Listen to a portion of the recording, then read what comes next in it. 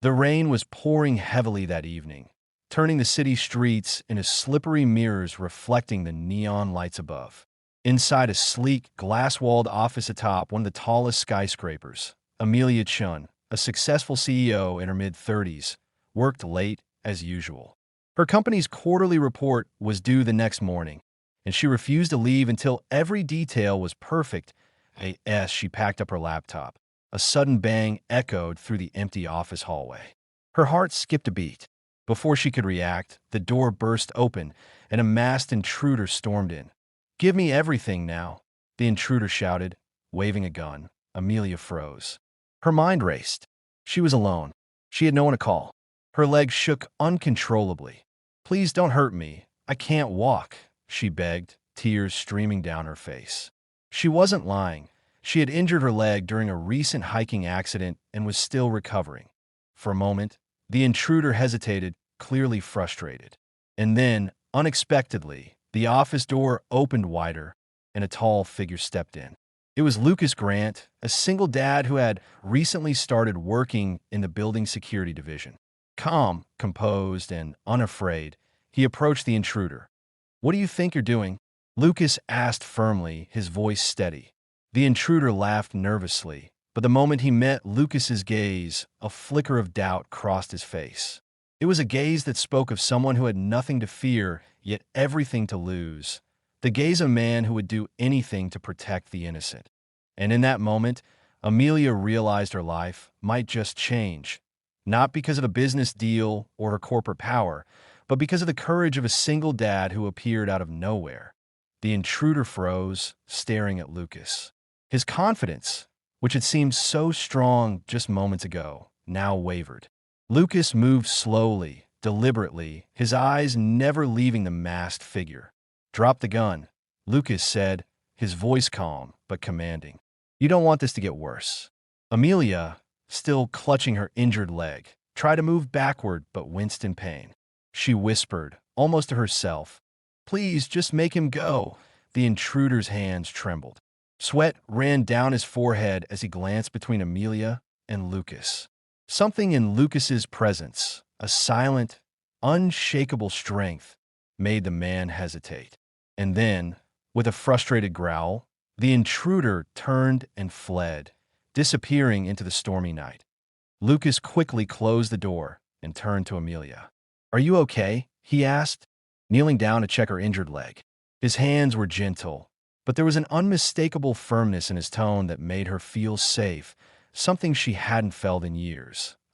I think so," Amelia stammered, her voice shaking. "Thank you. I don't know what I would have done if you hadn't come." Lucas helped her stand, supporting her weight. "You don't have to thank me. Just don't try to be a hero alone next time." Amelia looked up at him, really looked. For the first time in a long time, she felt vulnerability without fear, and something in her chest shifted.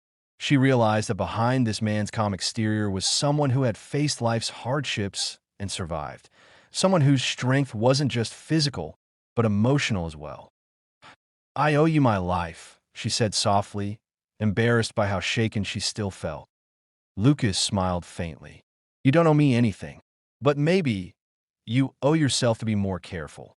As the rain continued to pour outside, Amelia and Lucas stood in the quiet office, the adrenaline fading, leaving only a strange, undeniable connection. It was the kind of moment that would change both of their lives forever, though neither of them realized it yet. Little did Amelia know, this terrifying night was only the beginning of a story that would challenge her limits, test her trust, and eventually open her heart to something she never expected. The next morning, Amelia could hardly focus on work. Her mind kept drifting back to Lucas, the calm, unshakable man who had appeared just in time to save her. She replayed every moment, his steady gaze, the way he had approached the intruder without hesitation, and the quiet strength that seemed to radiate from him. But there was little time for reflection.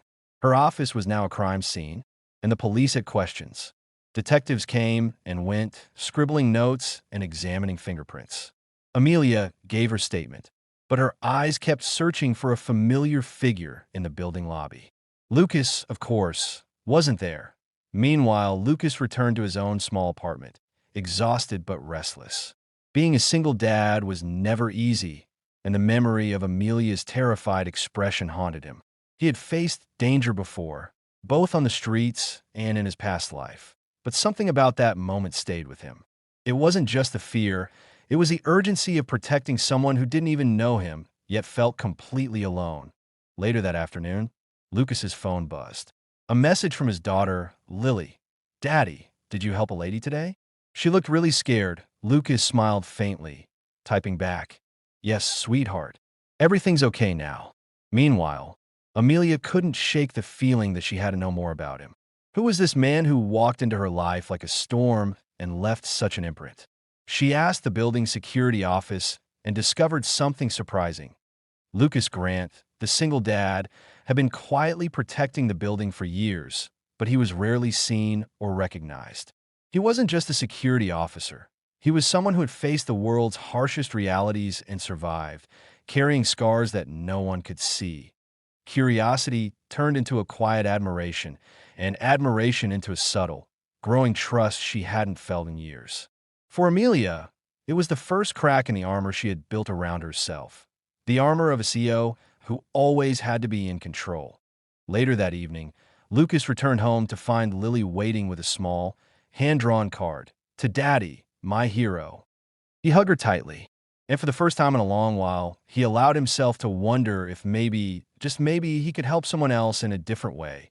Someone who needed him more than just physically, but emotionally too. Little did they both know, the intruder wasn't finished. Someone had noticed the failed robbery, and the events of that night would soon spiral into a dangerous chain that neither Lucas nor Amelia could have imagined. The morning came slowly, gray, wet, and cold. The city was still half asleep as Eli and Liam sat inside an abandoned subway station. The flickering fluorescent lights buzzed overhead, and the only sounds were the dripping pipes and the distant rumble of trains above. Eli tore an energy bar in half, one he'd saved from a homeless shelter 2 nights ago, and handed it to Liam. "Eat," he said. "You'll need strength if we're going to find your dad." Liam hesitated but took it. He looked exhausted, dark circles under his eyes, hands trembling slightly. The rich boy polish was fading fast. "Thanks," Liam said quietly. "I don't know what I'd have done if I hadn't found you." Eli shrugged. "Yeah, well, I'm still not sure what I'm doing. But you said your dad left you a message."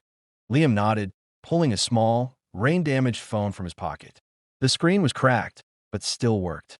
He scrolled through his saved voicemails until he found the one marked Dad. His hand shook as he pressed play, but a static-filled voice came through, deep, rushed, frightened. "Liam, listen to me carefully. Don't go home. They know. I'm one of the place where it all started. The foundation. You'll understand when you see it. Trust no one. Find someone who owes the world nothing and stay hidden." Then the message cut off. Eli frowned. "The foundation? What's that supposed to mean?" Liam shook his head. "I don't know, but there is something called the Hartwell Foundation. It's one of my dad's charities. He started it when I was a kid. It funds schools and hospitals." Eli leaned back, thinking, maybe he meant that place. Maybe he's hiding there. Before Liam could respond, footsteps echoed down the stairs. Eli froze. He motioned for silence. A man in a dark coat appeared at the far end of the tunnel. Tall, sharp features, holding a phone to his ear. Eli whispered, "We have to go." But Liam's curiosity betrayed him. He leaned forward slightly, trying to see the man's face. The man turned, eyes scanning the darkness. "You hear that?" he said into his phone. "I think they came this way." Eli grabbed Liam's arm and pulled him into a service tunnel. They crept through the narrow corridor, the walls damp and closing in. When they finally emerged, they were behind the subway lines, next to a maintenance exit. Eli kicked the old gate open, and they climbed up into an alley. The city air hit them like a slap, cold, heavy with exhaust. They ran until the subway was far behind. Finally, in the shadow of an old laundromat, they stopped to catch their breath. Liam looked at Eli. "They're everywhere, Eli. Whoever's behind this, they've got people in every corner of the city." Eli wiped his hands on his hoodie. "Then we'll stay invisible. That's one thing I'm good at." Liam took out his phone again, zooming in on a picture of the Hartwell Foundation building. It's across town, midtown, near the river. Eli nodded. All right, then that's our next stop. But as he turned to walk away, Liam grabbed his sleeve. Wait, what if this is a trap? What if he meant something else by the foundation? Eli paused, then looked back. Then we find out the hard way. They began their journey through the city, blending into the crowd. The runaway heir and the forgotten street kid. What they didn't know was that someone was already waiting for them at the foundation building, and that the message Liam's father left wasn't just a clue to IT, was a warning to by the time Eli and Liam reached the Hartwell Foundation. The city had already slipped into dusk. The glass building rose tall and elegant against the fading light, clean, polished, and far too calm for the chaos surrounding their lives. Liam stared at it, breathing heavily. I used to come here with my dad when I was younger, he murmured.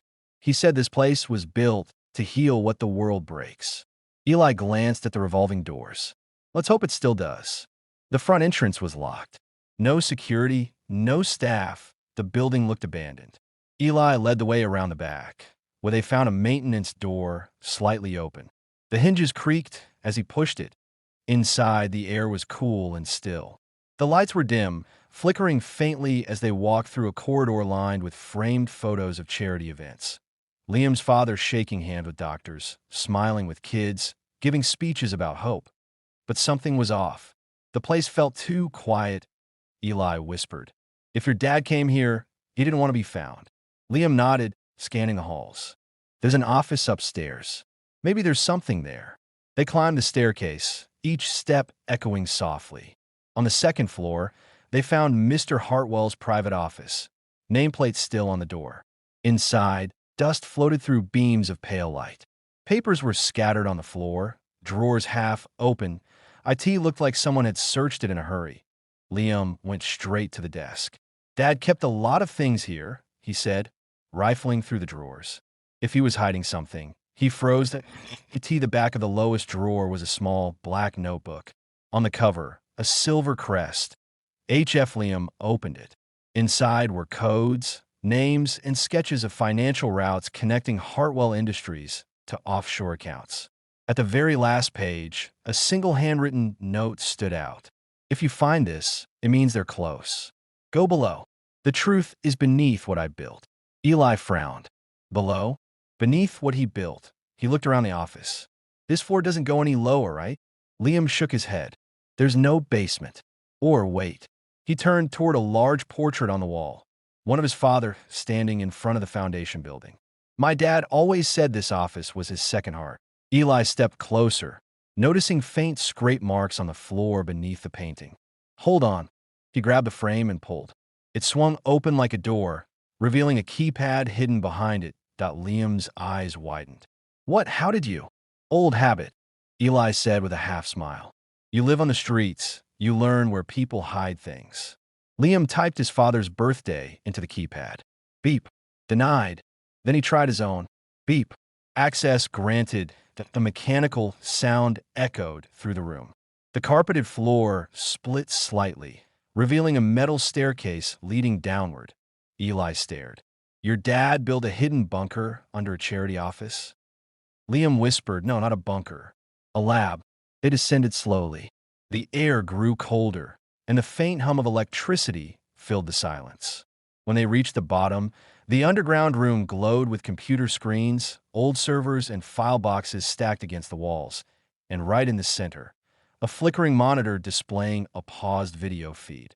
Liam approached it, trembling. It's him, he whispered. That on the screen was his father, pale, disheveled, but alive. The video's timestamp was from 2 days ago.mr. Hartwell spoke in a low, urgent tone. If you're watching this, Liam, it means I didn't make it out. The board betrayed me. They turned my own security against me. But what they don't know is that I recorded everything. Every transfer, every bribe, every name. It's all in the encrypted drive labeled Project Helix. Don't let them find it. The world deserves the truth. Then the video cut out. Liam staggered back, his voice shaking. He's alive. He was alive 2 days ago. Eli looked around. Then someone's already been here. As if to answer, a faint sound echoed above them. The click of footsteps on the floor, they'd just come from. Liam froze. They found us again. The lights flickered once, then went out completely.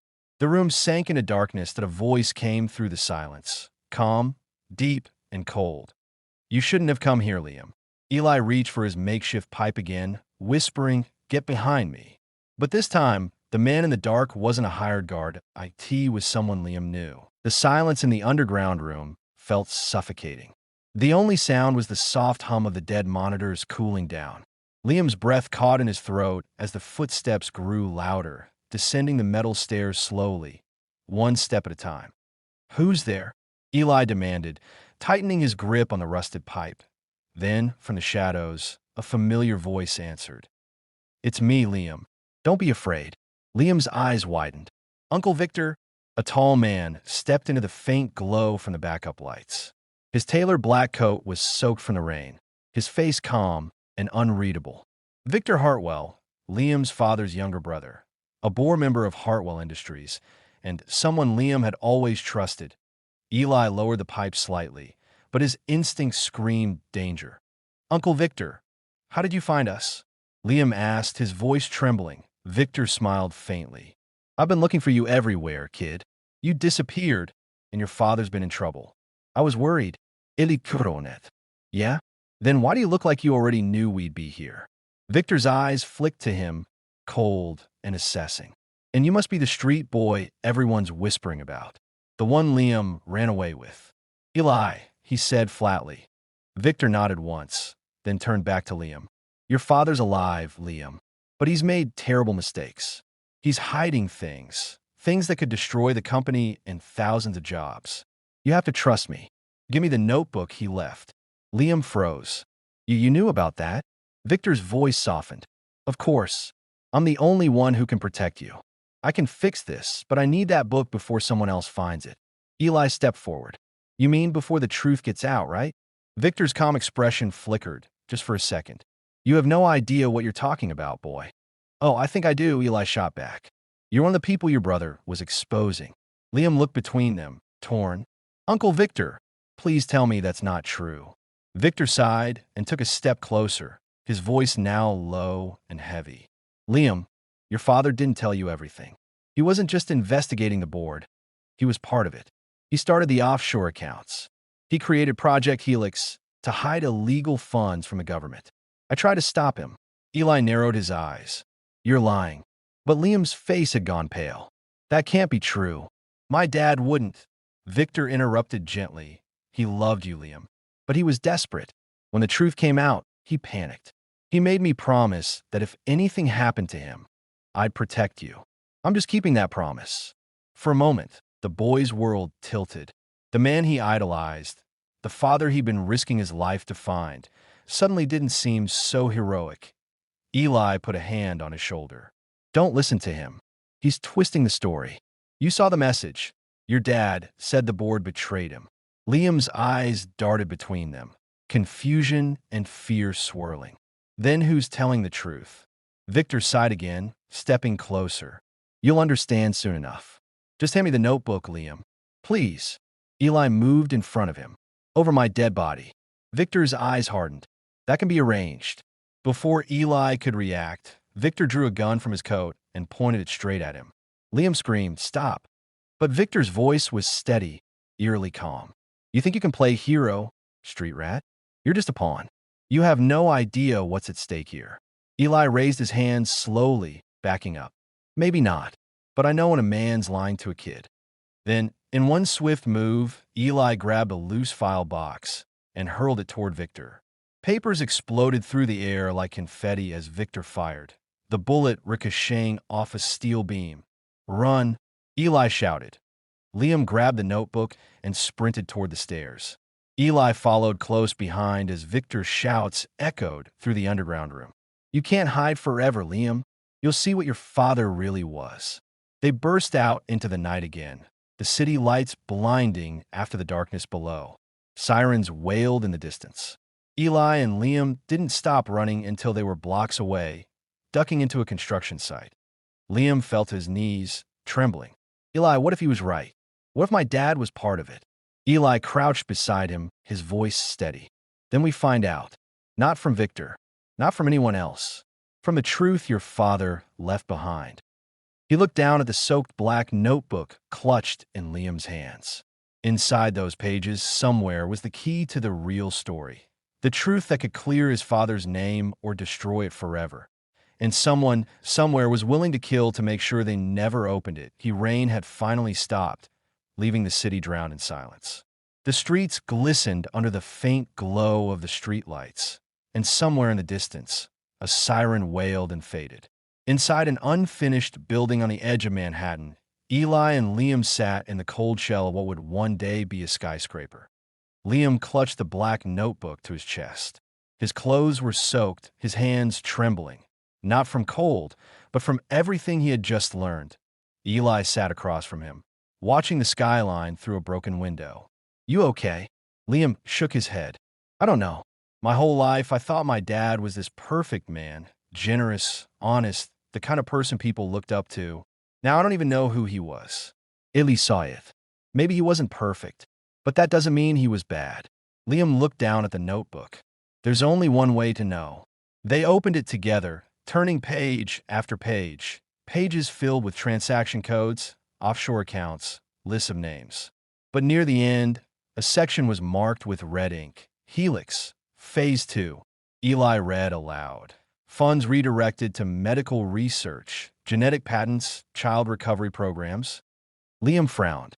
"Wait, my dad told me he started the foundation to help kids from the streets, orphans, runaways." Eli looked up sharply. "Like me." They both froze. Liam flipped to the last page. There, taped inside, was a small memory card. Beneath it, a handwritten note read, "Liam, if you're reading this, they've turned my work into something dark. Project Helix was never meant to launder money. It was supposed to heal, to give children a chance at life. They twisted it. They used my name to cover their crimes. The files on this card expose them all. Trust no one but the boy who owes the world nothing." Eli's chest tightened as he realized what it meant. He was the one Hartwell had meant in his message. The boy who owes the world nothing. Liam's voice broke. He wasn't lying. Uncle Victor was. Dad was trying to stop them. Before Eli could respond, headlights suddenly swept across the floor. A black SUV had pulled up outside. Eli grabbed Liam's arm. "They found us again. Go!" They ran through the skeletal structure of the building as boots pounded up the concrete stairs behind them. Bullets cracked against metal beams, sparks flying. Liam shouted, "We can't keep running forever." Eli yelled back, "We don't have to. We just need to get this card out." They reached the roof, 30 floors up. The wind howled. Below them, the city glittered like a sea of glass. Victor's voice echoed from the stairwell. "It's over, Liam. Hand over the card, and I'll let you live." Eli glanced at Liam. "You trust me?" Liam hesitated only a moment, then nodded. "With my life." Eli grabbed the old construction site radio lying on the roof, cracked it open, and jammed the memory card inside. "My friend knows how to scan frequencies downtown," he said quickly. "If they find this signal, the files go public." Victor stepped onto the roof, gun drawn. "Don't make this harder, boys." Liam stood tall, his voice shaking but steady. "You killed my father, didn't you?" Victor's smirk was the only answer he needed. "He was going to ruin everything. Everything we built. You think this company runs on charity? It runs on power." Eli moved slightly in front of Liam. "You'll never get that card." Victor raised his gun. "Then you'll die with it." But before he could pull the trigger, police sirens erupted from below, flashing red and blue lights circling the building. A voice over a loudspeaker shouted, "This is the NYPD. Drop your weapon and step away from the edge." Victor turned in shock. "How?" Eli grinned pitifully. "Your guys tracked us, but I left my phone turned on." Victor cursed, turning back toward them, but it was too late. Officers swarmed the stairwell. He tried to run, slipped on the wet concrete, and fell hard, disappearing over the edge into the darkness below. The rooftop went still.